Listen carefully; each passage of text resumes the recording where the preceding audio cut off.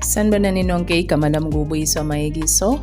I'm your host, Yamjolo the Pandemic. Guys, it's winter, it's cold.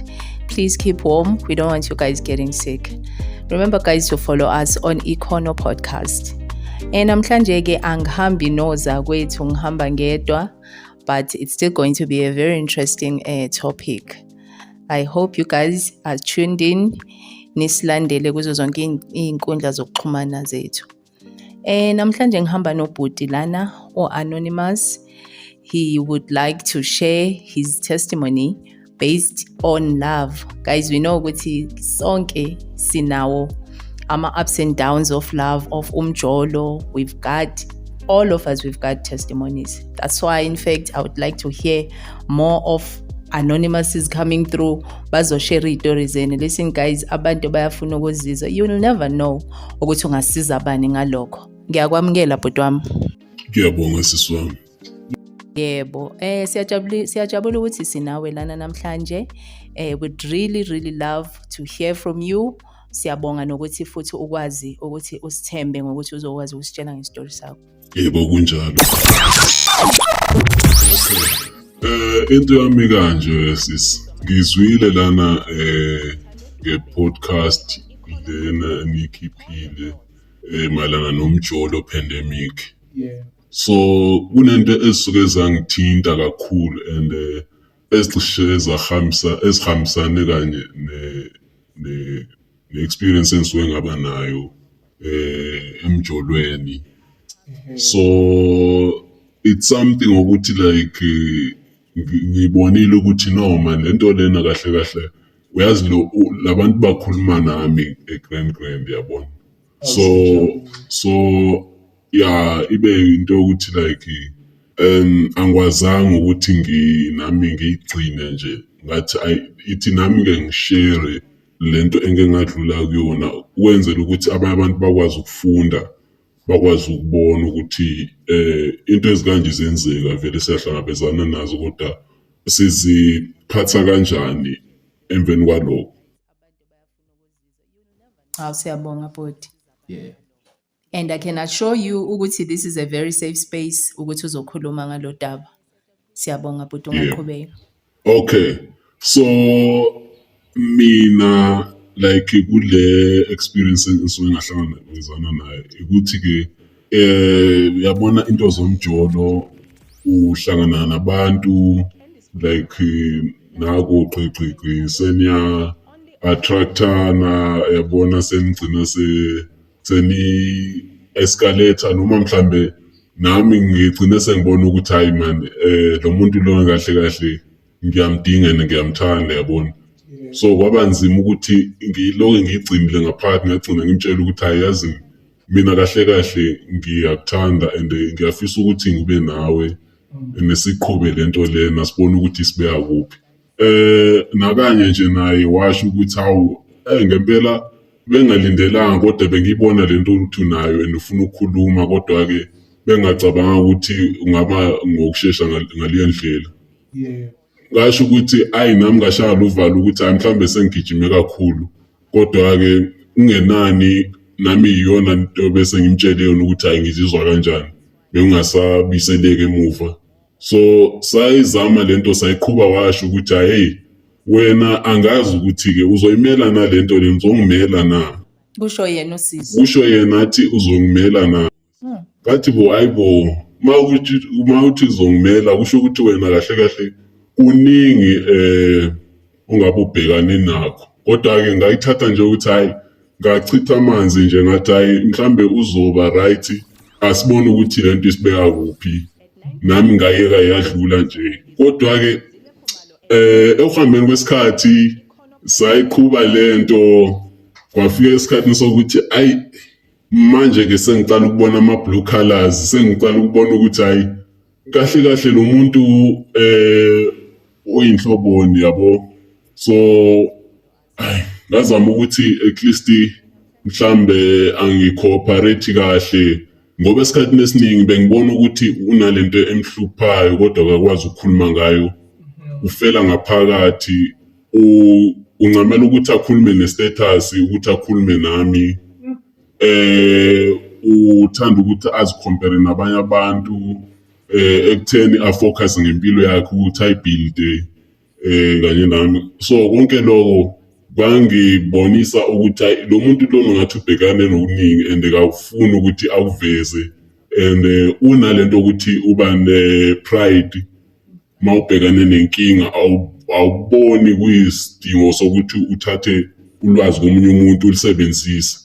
So konke lokho nje kwagcina sokwenza ukuthi ngibone ukuthi hayi mani awucabanga ukuthi mhlambe kwamele ukuthi ubone abantu abazokusiza bekulekelele ngezempilo ukuthi ukwazi ukunqoba lesi simo obhekane naso, ngoba it's more than i-situation nje empilo, lento le ibhekane nawe ngqo and like nami ingaphezu kwamandla ami, yabo.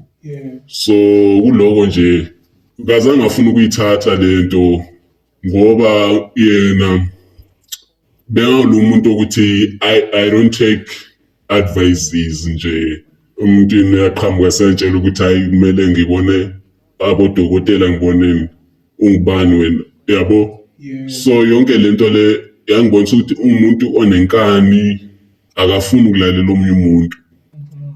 And then kukho konke lokho wangileadela ukubona ukuthi hayi le mpe engiyilwayo like ngiyayilwa kodwa-ke like ngiyilwa ngingedwa. So wabona ukuthi like umuntu sometimes usuka ngathi uyamphoqa ukuthi abe nawe kuleso simo onaso, okusona like abe nawe othandweni. Usuka ngathi uyamphoqa and ungasuka ukuthi uyamphoqa ukuthi no kahle kahle ekutheni kwaseqaleni besizweni ukuthi sizoba nama-terms and conditions ukuthi sizoyiqhuba kanjani lento lena. Uma iyehlula asingayenzi kube into e-awkward, asingayenzi kube into ezogcina sesibuyisa ngabantu, akube into ukuthi like fine ayisebenzanga lento, omunye akaqhube impilo yakhe nami ngizoqhubeka impilo yami. So konke lo azange na waphula isivumelwano ukuthi ekugcineni nakasakhulumi ekutheni besithe akukho ukugostana, akukho ukuthula nje kuphela ungachazi ukuthi wena uphethwe yini, ngoba kusuka kulimaza upartner wakho. Upartner wakho yena akazi ukuthi wena ucabangani, akazi ukuthi wena uzimisela ukwenzani kahle kahle lesi sikhathi. Kodwa-ke ukusukhuluma kuyakusiza ukuthi nawe ukwazi ukuthi uzikhulule, ukwazi ukushare ulutho nomunye umuntu, ungasuke usucabangela ukuthi hey mhlambe uphethwe yiloko, mhlambe ufuna lokho, mhlambe ufuna imali, mhlambe ubona i-competition ngaphandle, mhlambe uyabona. So yonke lento lena iholele ekutheni umuntu agcine nje sesiba nalento ukuthi uba more into uphathwa nayi-anxiety, uyabona, engaboni ukuthi lento iyamlimaza. And then uyabona lokuthi izi-status ezibhalwayo zisuka zibhekise kuwena, kodwa-ke ngaleso sikhathi mawuthi uyabuzisa awutholi impendulo ukuthi kungani lo muntu abhale kanje, udliwa yini, singakusiza kanjani. Yonke lento kayichazi, yabo. So ayibhalansi ngenye indlela, like ayibhalansi. Omunye kusuka sekadonsa kanzima, omunye yena azi-enjoyela nje, mhlambe vele na akekho lapho ubheke lokwakhe. Yeah, hayi yazi isitori sakho bhuti siyangithinta kakhulu. Ngiyazi futhi ukuthi sithinta umzansi kakhulu. I think ukuthi about 80% of people are actually facing inkinga ye-communication. You know, ebudlelwaneni communication ima ingekho, futhi good communication, it will definitely be a problem ebudlelwaneni. So yazi i-testimony yakho, it just shows ukuthi, you know, as people, we are all struggling. You know, your partner is struggling as much as nawe uphuma kwi-struggle lokuso, but lokho just doesn't justify ukuthi umuntu aphathe omunye umuntu ngenye indlela engafanele. You know, I like into ishilo phakathi usachaza ukuthi, you know, you did talk about it. You spoke about it ukuthi listen, we don't do this. We talk, yabo, because you can't work on assumptions. We understand. Angeke uloku assume ukuthi maybe this is what's happening ngoba the only thing ozoyi-assume into negative. It will never be positive according to the way yena yabe behave. Yabo. So the key, bantu bakithi, the key is to communicate with your partner, whether it's a good thing or a bad thing. Say it, mangabe unento ongayithandi, rather umuntu akukwatelele into yokuthi wena umtshelile than ukuthi abone ngabe usushintshile usuya-actor instead of ukuthi kabe nje kuyakhulunywa idlule. Yonke into ilungiswa ngomlomo. Na njengoba nahlangana nakhuluma navumelana ngomlomo, still makuneyinkinga, talk about things. We understand ngoba you will end up taking ama-decisions are wrong. Uthola ukuthi umuntu yena bekadliwa yinto zakhe kanti wena usucabangela ukuthi kushuthi uyangichithela or mhlambe kushuthi akasangithandi ngaleyo ndlela. And this thing, it goes back to what you said, but ukuthi you end up une-anxiety about things ezingekho necessary. Ngaleso sikhathi ubudlelwane sebutoxic, yazi nje niphefumula kanzima. I-relationship kwamele ukuthi ibe healthy, guys. Whether mhlambe leyo nto wawuyifila ngaleyo muntu or ikhona or ayisekho, but it should be healthy until the end. Even if uniyabona ukuthi okay fine siyahlulana, omunye udonsela le omunye udonsela, still talk ukuthi listen, we tried to love each other, or whatsoever that we thought was love, okay, it didn't turn out to be it, because whatsoever that I felt, I'm no longer feeling it. Umkhulule umuntu because of baningi abantu abamdingayo. Ngamchithela umuntu isikhathi. You understand? Ukhona umuntu ozoba i-type yakho exactly. Yabo, according to the way wena urizina ngakhona, the way ubona izinto ngakhona, because we don't see the same sabantu. So we thank you so much, my brother, for your testimony yako. I know ukuthi a lot of people are gonna comment on it. They're gonna share. They're gonna also want to share their experiences, and they're also ama-testimonies wabo. Siyabonga kakhulu ukuthi uzile wazokhuluma. It took boldness, and I know ukuthi this is the first step to healing and seeing okunye okuhlukile. Siyabonga. And okugcina nje engathanda ukusho ukuthi like sometimes akudingeki ukuthi uziphoqelele entweni ukuthi wena awukalungela ukuthi ungene othandweni. So yonke lento lena beyinama red flags kwasekuqaleni ukuthi washo ukuthi uzongimela na mina ngoba umuntu ongathi unenkinga, and mina ngizange ngakuthathela ekhanda ukuthi kahle kahle mana uchaza ukuthini. Okube mhlambe ngayihlela lento lena ngayibukisisa ngawonke ama-engeli ngaphambi kokuthi ngize ngiyifakwe edakeni, kube ngayigwema kusenesikhathi. Kodwa-ke ngoba nami ngangivele sengiphusha yiloko engiphusha, and ngiyibonela nje umuntu oright oqondile. Kanti-ke lo muntu vele uyazazi ukuthi unenkinga, and then ekugcineni nje wenze ukuthi athi yena ayi cha mina ngifika lana angisaqhubeki. Uyabona, angisaqhubeki, so yikhona lapho engimakhona mina ukuthi wenzani. And uma umbuzo umuntu wakhona okay fine uthi asiwachithe lamanzi sehlukane, wena yini isizathu noma mhlambe khona into ongayithandanga ofisa ukuthi mhlambe singayilungisa, chaza kabanzi ngoba sasho ukuthi lento lena sekisiyenze ibe awkward, and kwamele ukuthi mhlambe sichazelane ukuthi amabanga yini, uyabona. And then ukwenzela ukuthi nami ngi-understand ukuthi lento oyibonile as red flag mina ngiyilungise ukwenzela ukuthi emuntwini engizomthanda olandelayo ngayenza into efanayo. So yena waba igwala nje, wavele wayinqaba nokuthi asho, wavele wafela ngaphakathi. Uyazi amantombazana lento lena ukuthi uyamana athi ayi kuphelile, and then what? Lutho nje, just that lutho. Uyabona ukuthi ngumsangano lento lena, awukwazi ukuthi kuphelile ungelutho. kwamele uchaze ukuthi yini isizathu so uzufike kulokho. So ngoba ngabona ukuthi udila nokuningi nje empilweni yakhe and bengiloke ngizama ukuthi ngimsize engasizeki. Ngabona ukuthi lento lena bengibona ukuthi lento lena izohamba ihambe ifike ezingeni leli. Ngendlela nje abekabehave ngakhona yabona aziphatha ngakhona. Yabona ukuthi wena uzogcina sudla ngoba ekugcineni abantu abayenza kanjalo bagcina beyibulala. So mina nje ukuthi ngi-regain i-energy yami nokwezethemba kwami ngiyenze a few things nje, ama-exercises, engaging, minding your own business, qhubeka ngempilo nje, engage with abangani abasha, bona umhlaba hamba yenza noma yini yabo. And ungayenzeli ukuthi ufuna ukumbonisa ukuthi cha mina ngiyaqhubeka impilo.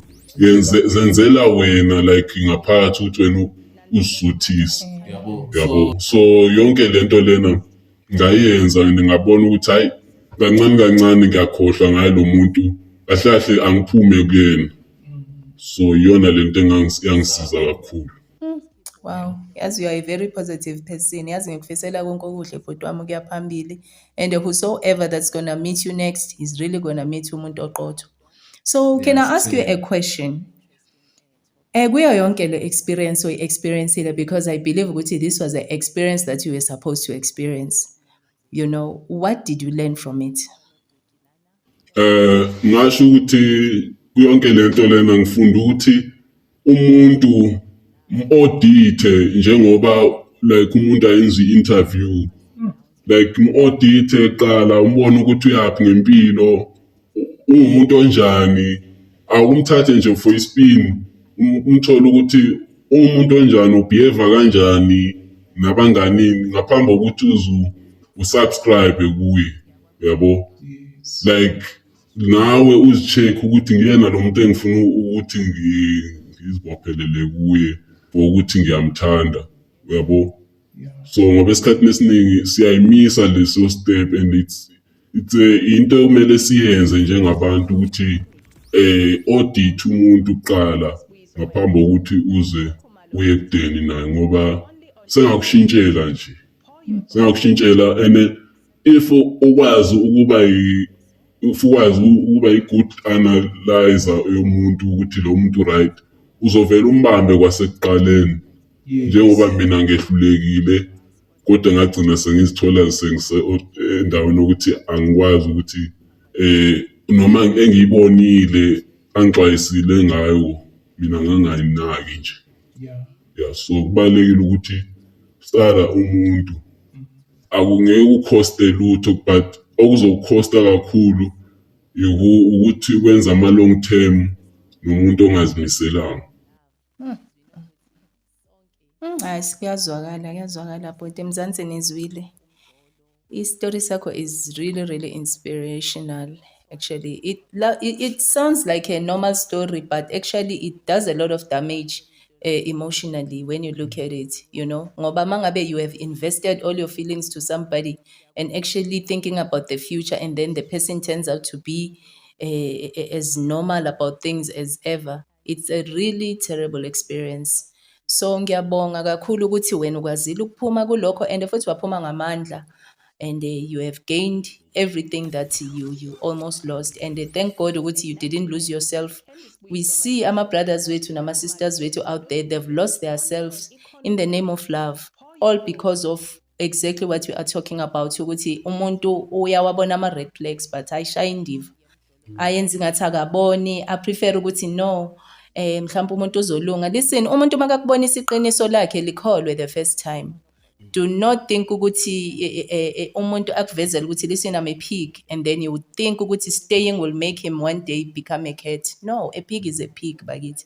Believe umuntu makakuvezela ama true colors wakhe, ngoba ngeke ashintshe leyo muntu, uyabo. So ngiyabonga nje ukuthi bhuti wami uphume usase right, you have not changed i-perspective ngothando, just that manje usuhlakaniphile.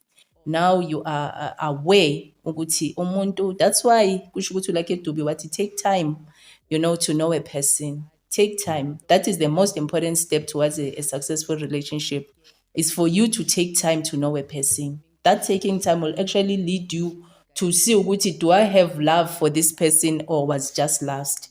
Sometimes uthando liyabukeka njenge-lust, when it comes. All those feelings and those emotions, they look like love. Kanti uthola ukuthi umuntu, you were just yearning to be with them. And when that fades away, because lust actually fades away. When it fades away, and then that's where you realize, man, I don't really need this person. When you check the qualities and all that, you can realize, no, this is not the person I'm actually interested in. Ngoba manje sewuzisatisfyile concerning to the feelings that you thought ukuthi they were love. Because love, okunye futhi, it's not conditional. Yabona, the moment you have a reason to love somebody, you must not ukuthi you are not in love. You are just lusting over that person. So you must check those kind of qualities. Love is unconditional. It doesn't look at reasons and things to check out for. The moment it's conditional, then it's limited. And uthando, it's supposed to be forever. That's why I used to say, you know what, love also exists kule generation esikuyo manje. Because of most of us are already broken. We come with a lot of baggage. And siza vele silimele. We are trying to heal. When you are healing a heart that you didn't even break, kuningi. We end up hurting each other. That is what we do. So I think ukuthi umuntu mangabe uye waba ne-experience yokuthi alimazwe ethandweni, take a step back and start to heal first. Watch out for yourself, have self-love. Uzibuyise wena qala. And then check ukuthi, are you in a position to pour that love to somebody else? Because you cannot give umuntu into wena ongenayo. If you can't even check yourself out and take a step back and look out for yourself, how can you look out for somebody else? So I believe ukuthi into iqala kuwe, zilungise wena. That is why I'm proud of the step that you took. Zilungise wena first, so that you can say, okay, now I can actually look for the person that I'm not jump into falling into love. Actually look for the person. Audit, like you said, you need to know what you are getting involved with. Because of abantu besilisa, or even us ladies, you look at the features of umuntu wesifazana, muhle, ume kahle, uyakhanya, unjani, but you turn out ukuthi akubonisa ama-flames. You understand? And you'll be more hurt. You understand? Imagine at this point, man, as much as you have actually found yourself, okay, now this is where I'm going. And then you meet somebody that's going to hurt you again. This is something that you won't be able to recover from so easily like you have before. So you need to be very, very vigilant when it comes to that. You understand? Because character is everything emuntwini. Character is everything. Ukuthi umuntu udila kanjani nezinto is what will make you see ukuthi whether this person is worth keeping or you cannot be able to do it. You understand? So yes, this is a very valid point that you have raised, my brother. I'm so glad that you have made it this far, and like I said before, I know everything good is coming your way starting from now. You are very positive. So we are really proud of you, and I'm sure Imen Conference now you're proud of you out there. Yes. So guys, you've heard it. My brother yena ubile kwisimo, was keeper, and then now he's looking forward to a better future. And then guys, you must know ukuthi ayikho into engadluli, yabo. And lesson nje for today ukuthi always check your things before ungena ebudlelwaneni. Check umuntu ukuthi kwenzakalani ngaye empilweni yakhe. Not ukuthi you are limiting a person or anything, or you are looking for a reason to ukuthi umhloniphe kangakanani or anything. You don't, even now you don't want to hurt umuntu. Seniphakathi uthola ukuthi manje lento ayiyo nawe uyithandi. So it's better before you enter, you first start by getting to know them. Unless unlike ukuthi ube phakathi naye bese kwawena futhi umzwisa ubuhlungu. So to avoid all of these things, as you can see, couples are killing each other out there, all because of these things. Umuntu uveza ama-true colors wakhe ne-monster yakhe ngaphakathi, seniphakathi ebudlelwaneni, seku-involved nezingane, yazi inyakanyaka nje. Let's avoid all of these, guys. Just take time. There's no rush. Yabona umuntu wakho uzoziveza yena nawe uzobona ukuthi this is the person and naye futhi must feel the same about you. Ingabe one-sided. That's why bathi relationship it takes two, guys. You must love each other, not ukuthi wena uphusha uthando wedwa yena leyo muntu loyo is like ukhaphe wena. No, we understand. So guys, please be alert of that. Thank you so much for tuning in. Siyabonga ukuthi nihlale nathi up until this far. I'm looking forward to talk to you again, guys, on my next show. And guys, please comment, share your stories. Let's talk about them. I know ukuthi Umhlaba is waiting to hear from you guys. And then nakhona, I know ukuthi it will help you heal. So don't be afraid to come and talk to me about your stories. This is a safe space. You are more than welcome to do that. Please follow us on Econo Podcast, guys. I love you all. Ciao. On Econo Podcast, pour your thoughts.